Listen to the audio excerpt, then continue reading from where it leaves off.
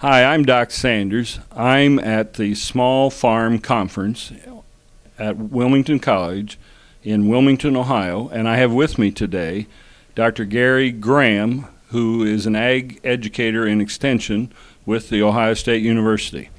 Hello, Gary. Hello, how are you? I'm good. And your area of expertise, tell us a little bit about it. I'm a natural resource specialist. What I do is I work in basically anything that happens outside the doors of the buildings. My background is in maple syrup production and also in forestry.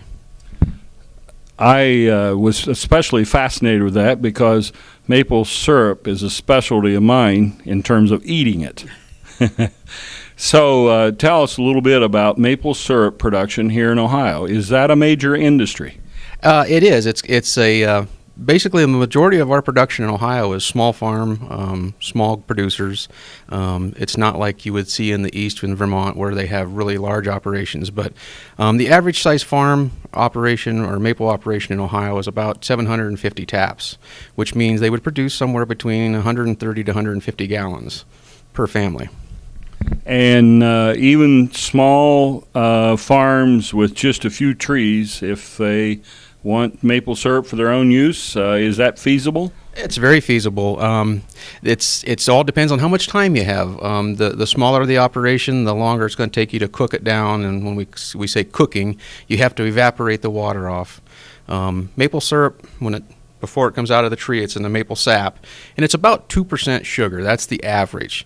Well, you need to get it clear down to 66% bricks or 66% sugars. And in order to do that, you have to evaporate all that water off. So if you have sap coming out of the tree at 2% sugar, you have to boil off 43 gallons of water in order to get it 1 gallon of syrup. So that means that even the small family operation is going to need to collect a lot of sap. Well, yes, but you can make small batches. If you have 10 gallons of sap, you can boil that down, and you'll end up with about a pint of syrup if you have 10 gallons of sap. And what kind of trees are we going to tap? You can tap anything in the Acer family, actually, but the best trees to tap are sugar maples and black maples. Black maples are a little harder to find in the landscape, but silver maples and red maples will also work, but they tend to break bud a lot sooner than the sugar maples do. So once they break bud, you can't use the sap anymore because it gives it a real off flavor and it doesn't taste very good. And so we're talking about, early spring? Yes, it depends on where you're located. The more further south you are, the earlier you're going to start. Use Ohio as an example. Down around the Ohio River, they started producing about mid-January to end of January. Up in the northern part next to Lake Erie, they just started to produce about a week and a half ago. And this is dependent upon temperatures? What you need for proper conditions is you need freezing and thawing cycles. You need it to be below freezing at night and above freezing during the day. And that the differences in the barometric pressure actually helps draw the sap from the roots that's been stored over winter up into the crown of the tree. And so the best years for producing maple syrup is with hard winters and early spring? The best years of production is when you have a really long, drawn-out fight between winter and spring, I call it, when you have the real cold at night below freezing and then it warms up above freezing during the day, and sometimes that will last. In Ohio it can last a month, sometimes it'll last 2 months. It just depends on the year. How large are some of the larger maple syrup operations here in Ohio?